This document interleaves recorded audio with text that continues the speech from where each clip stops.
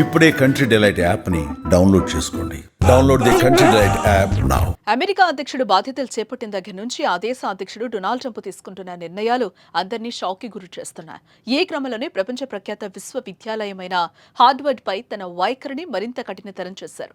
విశ్వవిద్యాలయానికి విదేశీ విద్యార్థులను అనుమతించే హక్కును ట్రంప్ ప్రభుత్వం రద్దు చేసింది. దీంతో వేలాది విదేశీ విద్యార్థులు, ముఖ్యంగా భారతదేశం నుంచి వచ్చిన వందలాది మంది విద్యార్థులు అనిశ్చితిలో పడిపోయారు.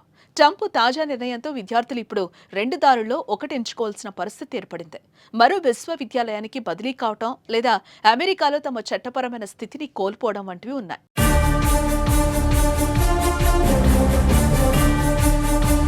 హార్వర్డ్ విశ్వవిద్యాలయం అధికారిక వెబ్సైట్ ప్రకారం ప్రతి సంవత్సరం 500 నుంచి 800 మంది భారతీయ విద్యార్థులు, స్కాలర్లు ఈ విశ్వవిద్యాలయంలో భాగమవుతారు. ప్రస్తుతం 788 మంది భారతీయ విద్యార్థులు హార్వర్డ్లో చదువుతున్నారు. ఈ విశ్వవిద్యాలయంలో మొత్తం 6800 మంది విదేశీ విద్యార్థులు ఉన్నారు. వీరిలో అత్యధికంగా గ్రాడ్యుయేట్ చేస్తున్నారు.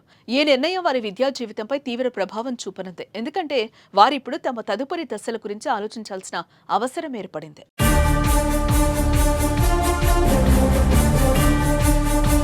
హార్వర్డ్ విశ్వవిద్యాలయం తమ విదేశీ విద్యార్థుల రికార్డులను సమర్పించడానికి నిరాకరించినట్లు తెలిపింది.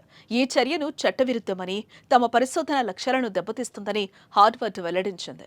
ఈ వివాదం హార్వర్డ్కు మాత్రమే కాకుండా అమెరికాలోని ఉన్నత విద్యా వ్యవస్థకు కూడా ఒక సవాలుగా మారిందని చెప్పొచ్చు. మరోవైపు హోంల్యాండ్ సెక్యూరిటీ సెక్రటరీ క్రిస్టోనోయం ఒక లేఖలో హార్వర్డ్ యూనివర్సిటీ యూదు విద్యార్థులకు వ్యతిరేకమైన అసురక్షిత క్యాంపస్ వాతావరణాన్ని సృష్టిస్తోందన్నారు. ప్రో హమాస్ సానుభూతిని ప్రోత్సహిస్తోందని, జాతి వివక్షతతో కూడిన డైవర్సిటీ, ఈక్విటీ, ఇంక్లూజన్ విధానాలను అమలు చేస్తోందని ఆరోపించారు.